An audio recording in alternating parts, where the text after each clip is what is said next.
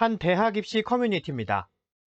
올해 수능이 쉬워지는지, 수능이 쉬워지면 누가 가장 피해를 보는지 등 갑론을박이 이어지고 있습니다. 남은 기간 수능 준비를 어떻게 해야 하는지 혼란스럽다는 의견도 보입니다. 수능 출제 경향과 난이도를 가늠해 볼 수 있는 9월 모의평가가 9월 6일로 확정됐지만 수험생과 학부모는 혼란스럽습니다. 공교육 교과 과정에서 다루지 않는 분야의 문제는 수능 출제에서 배제해야 한다는 윤석열 대통령의 이야기가 나오면서입니다. 과도한 배경 지식을 요구하거나 대학 전공 수준의 비문학 문항 등을 수능에서 다루면 사교육에 의존하라는 것이 아니냐는 겁니다. 과도한 사교육에 대한 비판이었지만 불똥이 다른 쪽으로 튀었습니다. 수능이 5개월밖에 남지 않았는데 이제 와서 바꾸면 지금 수능을 준비하고 있는 학생들이 너무 큰 혼란을 겪을 것 같고, 유명 학원 강사들도 SNS를 통해 결국 모든 시나리오에 대비해야 한다거나 섣부른 개입은 문제의 원인이 된다는 등 비판적인 의견을 내며 수험생들의 혼란을 우려했습니다. 가장 궁금한 게 왜 갑자기 하는 거거든요. 대통령은 왜 그런 지시를 내렸고 대통령실은 또 두 차례나 해명에 나서고 배경이 뭘까요? 설명드리기 전에 먼저 문제를 한 개 같이 네. 보겠습니다. 이 문제인데요. 지문이 너무 깁니다. 네, 맞습니다. 이거 수학 문제예요? 이게 아마 상용 로그, 순서상, 절편 이런 단어들 때문에 그렇게 보이는데 네. 이건 사실 2023학년도 수능 국어 영역 17번 국어요? 문항입니다. 네. 이게 클라이버의 기초대사량 연구라는 지문인데 일단 지문이 굉장히 길고 내용도 좀 어렵거든요. 네. 수능이 끝난 뒤에 이 문항은 초고난이도 문제, 일명 킬러 문항으로 꼽혔고 실제로 오답률이 가장 높았습니다. 윤 대통령이 이 지문을 콕 집은 건 아니지만 교과 과정에서 다루지 않은 비문학 국어나 과목 융합형 문제는 학생을 사교육으로 내모는 아주 불공정하고 부당한 것이라고 언급한 걸 보면 이런 문항을 문제 삼은 것으로 보입니다. 이런 문제들 때문에 학생들이 학교 수업에 부족함을 느끼고 학원으로 가서 문제풀이형 사교육을 받는 악순환이 계속된다. 그러면 돈 있는 학생들은 좀 점수를 잘 받고 그렇지 않으면 불리해지는데 그거 공정하지 않다는 게 대통령 인식입니다. 그러니까 수능이 바뀌지 않는 한 학원을 계속 찾을 거다. 사교육에 기대는 걸 바꾸려면 수능을 바꿔라. 뭐 이런 취지로 해석하면 되겠네요. 그렇습니다. 그러니까 어제 대통령 발언이 수능 관련된 발언이 공개된 건 어제 처음인데 네. 사실은 3월 초에 같은 지시가 있었다는 게 또 교육부의 설명입니다. 네.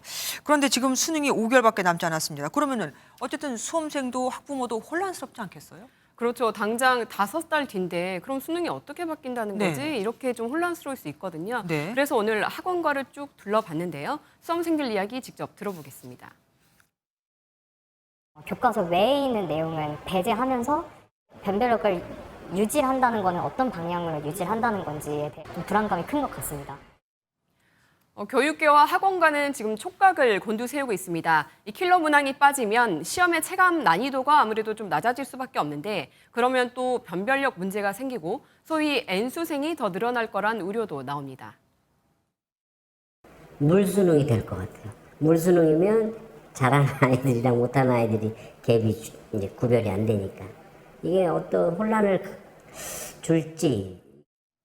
또 하나 짚어볼게. 아까 잠깐 전해드렸지만 교육부 그 대입 담당 국장의 전격 경질됐습니다.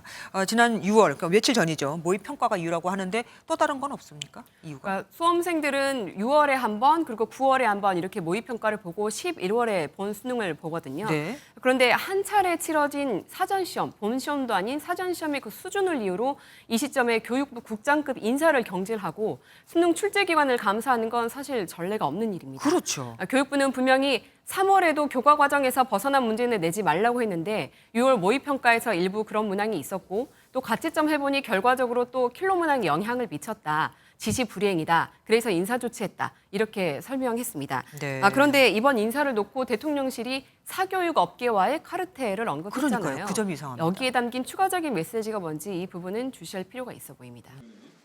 이주호 부총리로부터 교육개혁을 보고받은 윤석열 대통령이 보고 내용에는 없던 대학 수학능력 시험을 먼저 언급했습니다. 학교 수업만 열심히 따라가면 문제를 풀 수 있도록 출제하고 학교 수업에서 다루지 않은 내용은 출제해서 배제하라고 말씀하셨습니다. 윤 대통령이 입시, 특히 수능의 난이도와 관련해 구체적인 지시를 내린 건 처음입니다.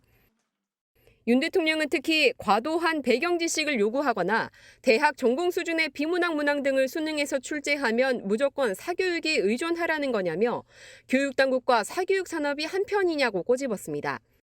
아울러 정부가 사교육비 경감 방안을 준비해 강력하게 추진해달라는 주문도 덧붙였습니다.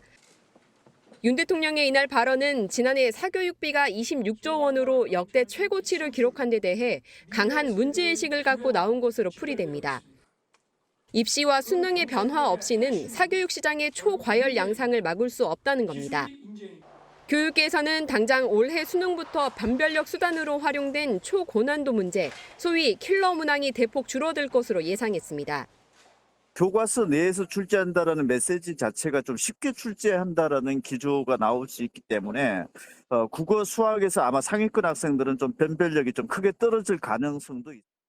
교육부 관계자는 조만간 사교육 경감 종합대책을 발표할 예정이라고 설명했습니다.